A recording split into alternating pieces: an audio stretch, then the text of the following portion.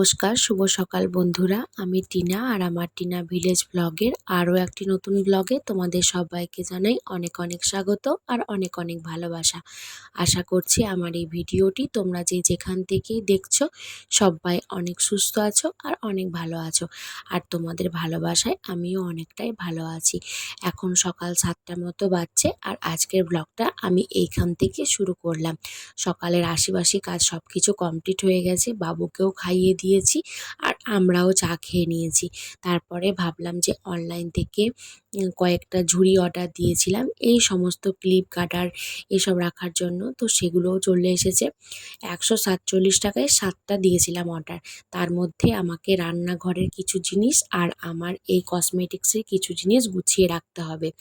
আসলে নিম্ন মধ্যবিত্ত পরিবার তো, সব সময় যে সব টাকা থাকবে হাতে তার কোনো মানে নেই। তো কিছু টাকা ছিল, তার জন্যই ভাবলাম যে এটা অর্ডার দিই। অনেক দিন থেকেই নেব ভাবছি, দেখে রেখেছিলাম মিশো থেকে। তো ফাইনালি এটা অর্ডার দিলাম আর চলেও এলো। ওই 147 টাকা মতো দাম নিয়েছে। তবে হ্যাঁ, এর মধ্যে আমাকে সব কিছু গুছিয়ে ফেলতে হবে, তাছাড়া কিন্তু আমার কাছে আর টাকা নেই যে আমি কিনবো। আর এখানে দেখো বুদ্ধি করে আমি রাখছি সব কিছুই। মোটামুটি এই যে ফ্লিপকার্ট থেকে বা পার্পেল থেকে যে সমস্ত পেটিগুলো আসে, তো সেগুলোকে আমি সাজিয়ে রাখতাম আগে। তবে আমি এগুলো দেখার পর আমার ইচ্ছা হয়েছিল যে এগুলো আমি কিনবো। তারপর বরকে বলেছিলাম, তারপর ও আমাকে টাকা দিয়েছিল আর এরপরেই আমি এগুলোকে অর্ডার দিয়েছিলাম। তাই ভাবলাম যে ওই যে পেটিগুলো আছে সেগুলো সব ফেলে দেবো, কারণ ওগুলোতে না প্রচুর পরিমাণে মাকড়সা আর আরশোলা হয়।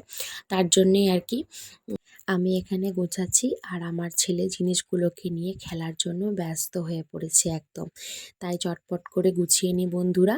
আর তোমরাও ব্লগটা স্কিপ না করে সম্পূর্ণটা দেখো কিন্তু।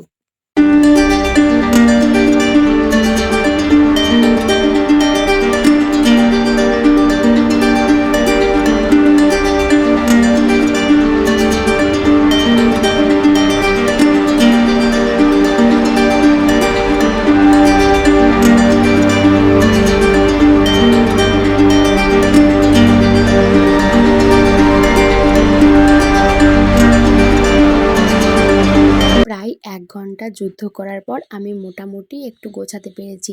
আসলে ড্রেসিং টেবিলে শুধুমাত্র সাজার গোজার জিনিস থাকবে, ক্রিম থাকবে, এগুলো স্বাভাবিক। কিন্তু আমাকে কি করতে হয় জানো তো?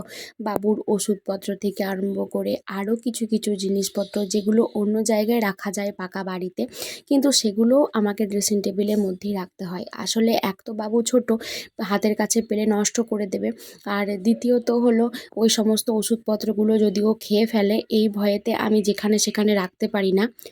আর দেখো এই ঝুড়িগুলোর মধ্যেই আমি কিন্তু সব কিছু গুছিয়ে রেখেছি। ওই মোটামুটি 3টে থেকে 4টে মতো ঝুড়ি আমার লেগেছে। বাবুর কিছু কিছু ওষুধও কিন্তু আমি ড্রেসিং টেবিলের নিচের ড্রয়ারে রেখেছি। আর দুটো এক্সট্রা ফোনও আছে, সেই ফোনগুলো এখন চালু নেই। আর এই জায়গাটাকেও গুছিয়ে নিলাম, শ্যাম্পুগুলো সব এই নিচেটাতে রেখেছি। তো আজকে যে সমস্ত রান্নাগুলো হবে সেই সব সবজিগুলো আমি কেটে নিয়েছি। তো এখানে ঢ্যাঁড়স ভাজা হবে, পেঁয়াজটা অবশ্য কাটা হয়নি ভাজার, তো ওটা কেটে নেব। আর এখানে লাউ ডাল হবে, লাউটা পুরো বুড়িয়ে গেছে একদম, পুরো এত মোটা মোটা বীজ হয়ে গেছে, সেই বীজগুলো বাদ দিয়ে মোটামুটি যতটুকু নেওয়া যায় ততটুকু আমি নিয়ে নিয়েছি। আর এখানে হবে আলু আর পেঁয়াজ দিয়ে তরকারি মুড়ি খাবার জন্য। আর এখানে পেঁয়াজ আদা রসুন আমি কেটে রেখেছি, এটা মাছের ঝোলে যাবে। আর মাছের ঝোলের আলু, আর এই যে এখানে মাছটা বেছে নিতে হবে, এটা এখনো হয়নি। আর দেখো সন্ধেবেলায় মুড়ি খাওয়ার জন্য আমি ছোলা ভিজিয়ে দিয়েছি। আর বাবু ড্রাই ফ্রুটসগুলো এখনও ভিজানো আছে, ওটা এখনও খাইনি, এখনও জোনলা খাচ্ছে, ভুট্টা। আগের দিনে ভ্লগে দেখেছিলে আমার ছেলে আমার কাছে টাকা চাইছিল যে ও ম্যাগি কিনতে যাবে আর রিংস কিনতে যাবে। তো সেদিন তো সন্ধেবেলায় ও ঠাম্মা ওকে নিয়ে গেছিলো, তো ম্যাগি কিনে এনেছিল 2 প্যাকেট আর রিংস কিনে এনেছিল। তো তার থেকে 1 প্যাকেট ম্যাগি আমি ওকে আজকে করে দিলাম। আর ভেবেছিলাম আমাদের পেঁয়াজ আলু দিয়ে একটা তরকারি মতো বানাবো মুড়ি খাওয়ার জন্য, কিন্তু দেখলাম ম্যাগি মশলাটা বাবুর ম্যাগিতে অতটা দেবো না, তাহলে একটু ঝাল ঝাল হয়ে যাবে, ও খেতে পারবে না। তাই ম্যাগি মশলাটা দিয়ে আজকে আলু ভেজে দিলাম। তো চলো এরপরে রান্না বান্নাও শুরু করে দেবো, কারণ সকালে ওই সমস্ত কাজকর্মগুলো করার পরে আমি কিন্তু আমার বাসি জামা কাপড়টা ছেড়ে নিয়েছিলাম, যাতে করে আমার রান্না বান্নার কাজগুলো করতে কোনো অসুবিধা না হয়। আর তারপরেই আমি সবজি কেটেছিলাম। আর এর মধ্যেই মা মাছগুলোকে কেটে বেছে নুন হলুদ মাখিয়ে একদম আমার কাছে রেডি করে দিয়েছিল, যাতে করে আমার রান্না করতে সুবিধা হয়। আর এই মাছটাকে সিলভার কাপ মাছ বলে। জানি না তোমাদের সব দিকে কী মাছ বলে পরিচিত, তবে আমাদের এখানে সিলভার কাপ মাছ বলে। আর এই মাছটা, একটা মাছ যেহেতু আমরা নিয়েছিলাম, তো একটা মাছে প্রায় 650 মতন ওজন ছিল। মাছটা খেতে ভীষণই সুন্দর ছিল। আসলে বড় মাছ ছাড়া তো বাবু খেতে পারে না। এবার ছোট, খুব ছোট মাছ হলে আমি কাঁটা বেছে ওকে দিতে পারি না। মানে আসলে আমি কাঁটা বাছতে ভালো করে পারি না। আমি নিজে কাঁটা চিবিয়ে খাই, কিন্তু ছোট বাচ্চার পক্ষে তো কাঁটা চিবিয়ে খাওয়া সম্ভব নয়। তাই আর কি ছোট মাছটা আমাদের একদমই নেওয়া হয় না।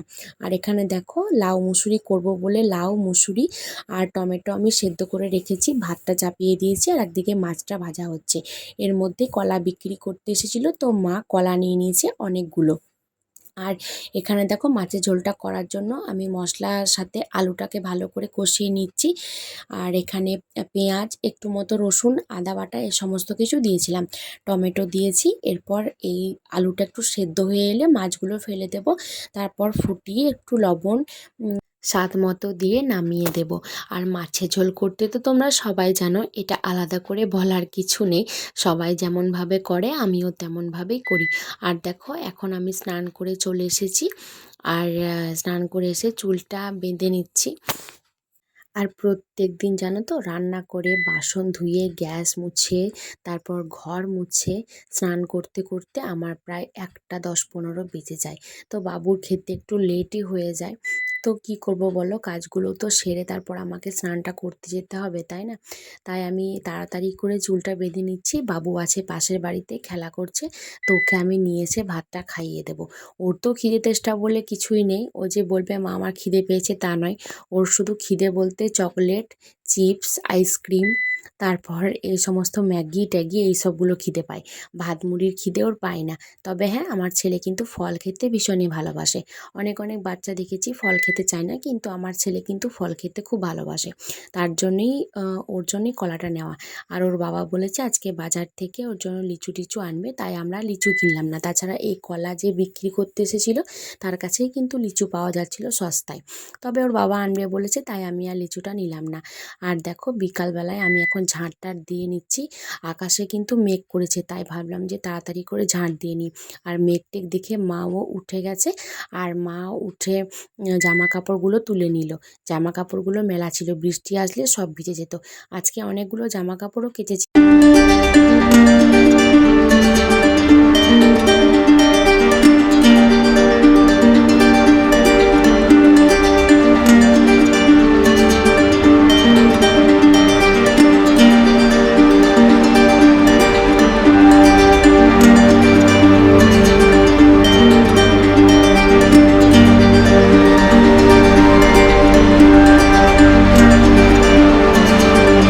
ঝাঁট দিয়ে চুল বেঁধে একটু বসতে না বসতেই সন্ধ্যা লেগে গেছিলো। তারপর ভাবলাম যে যে সমস্ত নাইটি, তারপর আরও কিছু কিছু বাবুর জামা কাপড় কেচেছিলাম সেগুলোকে বসে বসে ভাঁজ করে নিই।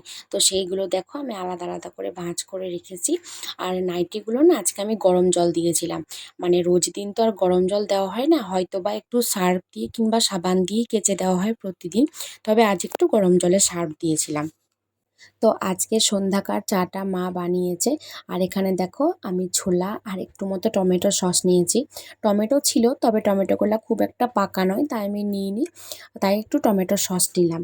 আর মুড়ি টুড়ি খেয়ে আমি এখন রুটিটা বানিয়ে নেব, কারণ কারেন্টের তো কোনো ভরসা নেই। তোমাদের সাথে শেয়ার করতে গেলে আমার কিন্তু লাইটের প্রয়োজন। আর সে লাইটটা কারেন্ট না থাকলে জ্বলবে না। তার জন্যই ভাবলাম এই মুহূর্তে কারেন্ট আছে, তাহলে তোমাদের সাথে রুটি করাটা শেয়ার করাও হবে। আবার আমার কাজটাও হয়ে যাবে তাড়াতাড়ি। আর বাবু আজকে জানো তো সন্ধ্যা থেকে আর হরলিক্স কিছু খায়নি। জেদ করছিল বলে ওই সেই মা প্যারাগুলো করেছিল, ওই প্যারাগুলো দুটো খেয়েছে, ব্যাস। ওইগুলো খেয়ে এখনো পর্যন্ত আছে। তাই ভাবলাম ও তো যে কোনো সময় বলবে আমার খিদে পেয়েছে, তখনই ওকে রাত্রের খাবারটা একেবারে খাইয়ে দেবো। আর আমাদের বাড়িতে আটাটা না খুব নরম করেই মাখা হয়, তোমরা দেখলে বুঝতেই পারবে। তো লেচি কাটতে একটু সমস্যা হলেও হাতে একটু মতো আটা নিয়ে লেচিটা সহজেই কাটা যায়। আর আমাদের রুটিগুলো আমি ছোট ছোট করে করি, যদি উনুনে করা হয় তাহলে বড় বড় বেলি, আর যদি এমনি গ্যাসে করি তাহলে একটু ছোট ছোট বেলি। তাছাড়া চারপাশেরটা না ভালো করে সেঁকা হয় না, গ্যাসের তাপটা তো এক জায়গাতেই জ্বলে, তার জন্যই। তো আমি আস্তে আস্তে করে সমস্ত রুটিগুলো বেলে নিচ্ছি। আর রান্নাঘরে দাঁড়িয়ে থাকা যায় না, জানো তো, ভীষণই গরম করছে। তো বন্ধুরা, এতক্ষণ পর্যন্ত আমার এই ভিডিওটি দেখতে দেখতে যারা আমার সাথে আছো তাদেরকে জানাই অসংখ্য ধন্যবাদ। তোমরা সবাই খুব ভালো থেকো গো। আর আমার ভিডিওগুলোতে এত ভালোবাসা দেওয়ার জন্য তোমাদেরকে অনেক ধন্যবাদ। আর যারা যারা আমার নতুন বন্ধু আছো, এখনও পর্যন্ত আমার পরিবারে যুক্ত হওনি, তারা প্লিজ আমার চ্যানেলটা সাবস্ক্রাইব করে আমার পাশে থেকো গো বন্ধুরা। অনেক কষ্ট করে ভিডিওগুলো বানাই, যদি তোমরা পাশে থাকো তাহলে আমি আমার ছোট ছোট স্বপ্নগুলোকে নিজে পূরণ করতে পারবো। তো বন্ধুরা, আজকের ভিডিওটা এই পর্যন্তই রাখছি, দেখা হবে খুব তাড়াতাড়ি নতুন একটা ব্লগের সাথে। ততক্ষণ পর্যন্ত সবাই অনেক সুস্থ থেকো, অনেক ভালো থেকো আর সাবধানে থেকো। টাটা বাই, আজকের মতো গুড নাইট।